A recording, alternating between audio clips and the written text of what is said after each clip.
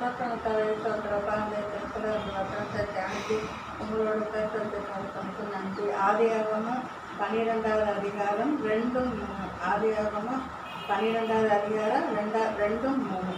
நான் உன்னை பெரிய ஜாதியாக்கி உன்னை ஆசீர்வதித்து உன் பேரை பெருமைப்படுத்துவேன். நீ ஆசீர்வாதமாய் இருப்பாய். உன்னை ஆசீர்வதிக்கிறவன் ஆசீர்வதிப்பான். உன்னை சபிக்கிறவனை சபிப்பேன். பூமியில் உள்ள வம்சங்கள் எல்லாம் உனக்கு ஆசீர்வதிக்கப்படும் என்றார். ஏசப்பா என்ன சொல்கிறாருன்னா, உன்னை ஆசீர்வதிப்பேன் என்று சொல்கிறார். உன்னை ஆசீர்வதிப்பேன் என்று சொல்கிறார். இந்த ஜெபத்தின் மூலம் உன் பேரை பெருமைப்படுத்துவேன் என்று சொல்கிறார். இந்த ஜெபத்தின் மூலம். ஆமாம், உங்களை உங்கள் பேரை பெருமைப்படுத்தி உன்னை உயர்த்துவேன் என்று சொல்கிறார். ஆபிரகாமை ஒத்துனது போல உன்னையும் ஒத்துவேன் என்று சொல்கிறார். ஈசாக்கை ஒத்துனது போல உன்னை ஒத்துவேன் என்று சொல்கிறார் இந்த ஜெபத்தின் மூலம்.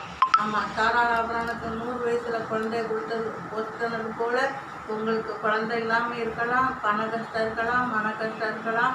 ஆனால் உங்கள் பேரை ஒத்துவேன் என்று சொல்கிறார் ஏசப்பா. அந்த ஜெபத்தின் மூலம் உங்களோடு பேசுகிறார்.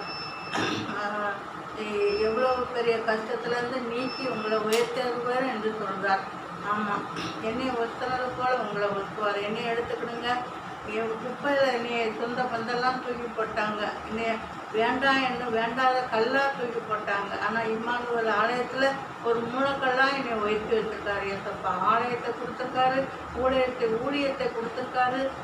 எல்லா ஜெபத்திலையும் கலந்து கொள்வதற்கு பலன் கொடுத்துருக்காரு, சுகம் கொடுத்துருக்காருன்னு ஏசப்பா செய்கிறத நான் சொல்லிக்கொண்டே போகலாம். நல்ல கண் பார்வையை கொடுத்துருக்காரு. எத்தனை பேர் சின்ன பிள்ளைகள் கூட ஆபரேஷன் பண்ணி கண்ணாடி போட்டிருக்கு. ஆனாலும் எனக்கு 65 வயசு ஆகுது. கண்ணை நல்ல பார்வையை கொடுத்து பைபிள் வாசிக்கிறதுக்கு கண் பார்வையை கொடுத்துருக்காரு ஏசப்பா. எவ்வளோ பெரிய அதிசயங்களை செஞ்சு என்னை ஒத்திருக்கார் என்று இந்த ஜெபத்து மூலம் உங்களோடு பேசுகிறேன். என்னை ஒத்துனது போல உங்களை ஒத்துவார். நான் வேண்டான்னு தூக்கி போட்ட கல்லான மகளை இவ்வளவு தூரம் ஒத்திருக்காரு. உங்களையும் ஒத்துவார். ஆமாம், நீங்கள் இப்போ தனியாக இருக்கலாம், தனிமையில் இருக்கலாம், ஆதரவோடு இருக்கலாம், திக்கோட்டோடு இருக்கலாம். உங்களை ஏசப்பா நீங்கள் நினச்சி வாழுங்க, உங்களை உயர்த்தி அருவார். நம்ம தனிமையாக இருக்கேன் என்று நினைக்க வேண்டாம். 7 தடவை 1 ரூபா காசை போட்டதை நேசித்தது போல நம்ம தனிமையாக இருக்கோல ஏசப்பா நேசிப்பார். அனாதி இருக்கும் பிள்ளைகளை நேசிப்பார். ஆதரவற்றோடு நேசிப்பார். பக்கபலமாக இருந்து பாதுகாத்து கொள்ளுவார். அன்றென்ற தேவையை சந்திப்பார். 5 அப்பமும் 2 முனையும் ஆசீர்வதித்தது போல உங்களை ஆசீர்வதிப்பார். உங்களை உயர்த்தி வைப்பார். இந்த ஜெபத்து மூலம் உங்களோடு பேசுவார். இந்த